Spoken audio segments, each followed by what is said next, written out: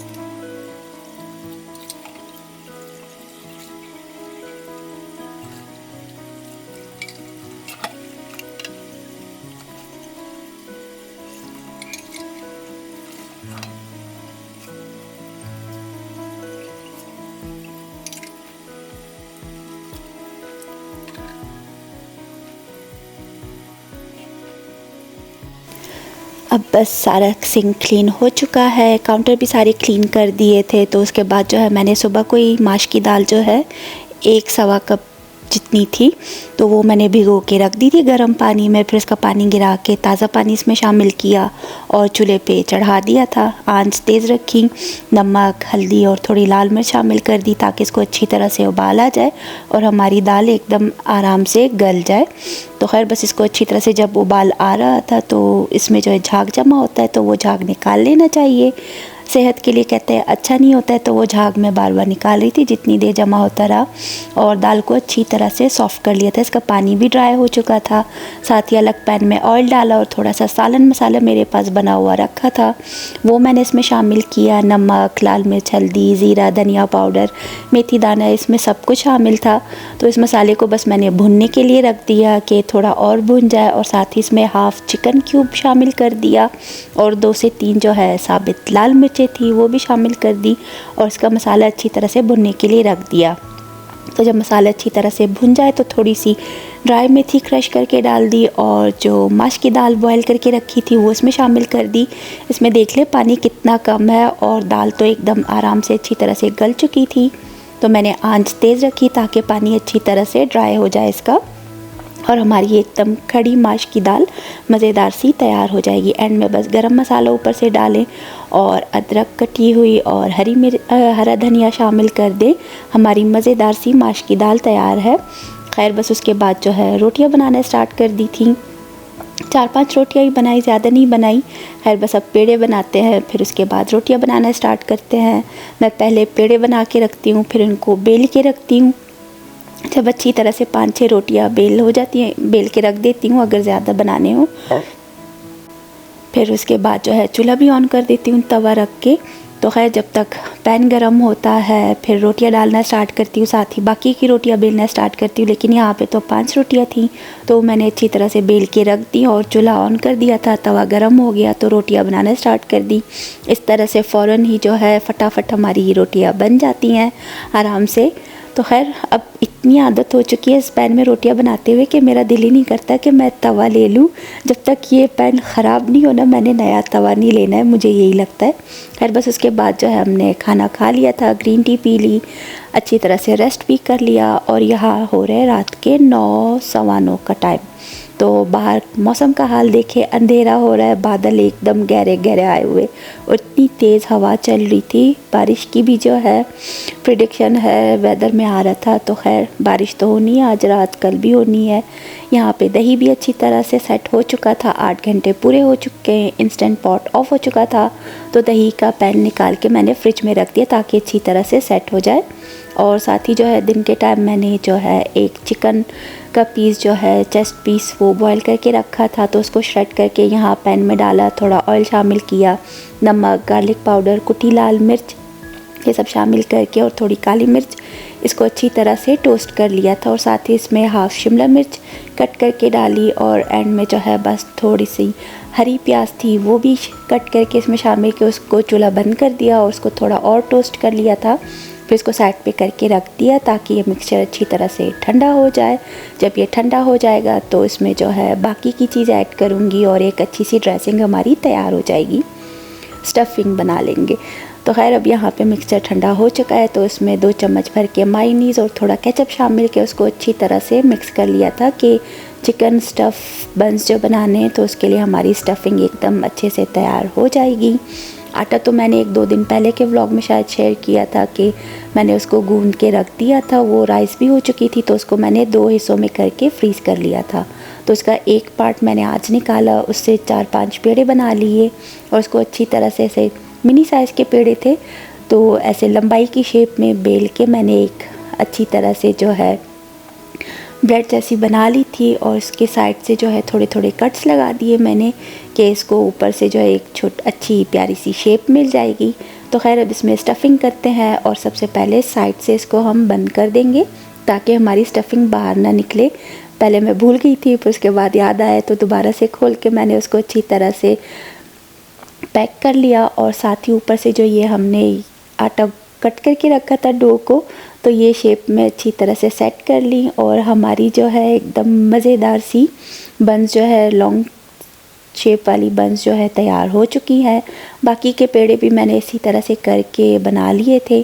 एक पे मैंने एक्सपेरिमेंट किया कि उसकी फुल मैं कटिंग नहीं करूँगी, कि जैसे स्ट्रिप्स कट करते हैं उसके बीच में कट लगा के बस को खींच के थोड़ा सा शेप दे दूँगी। लेकिन खैर ये भी अच्छी बन गई थी। लेकिन वो वाला स्टाइल ज़्यादा अच्छा है कि स्ट्रिप्स अलग अलग से कट करे। और यहाँ पे देखिए हमारी इजिप्शियन मम्मियाँ जो है वो सारी तैयार है। उन पर एग वॉश लगा के मैंने ऊपर से बस कलौंजी और सेसमी सीड इस पर डाल दिए थे। और साथ ही जो है ओवन को भी प्री हीट होने के लिए रख दिया था। 480 डिग्रीज़ पे रखा है, 450 डिग्रीज़, ताकि वो अच्छी तरह से गर्म हो जाए। फिर उसके बाद 10 से 12 मिनट के अंदर हमारी ये जो ब्रेड है वो एकदम मज़ेदार सी बेक होके तैयार हो जाएंगी। इनको ओवन से निकाला और बस यही था मेरा व्लॉग जो आपके साथ शेयर किया। एंड में 2 पीस मैंने अपने लिए भी निकाल लिए, गरम गरम खाए तो बेहद मज़े का लगा। व्लॉग देखते हुए साथ ही मैं जो है बंस को एंजॉय कर रही थी। तो यही था मेरा आज का व्लॉग जो आपके साथ शेयर किया। उम्मीद करती हूँ पसंद करेंगे। आप सबसे इजाज़त लेती हूँ। अल्लाह हाफ़िज़।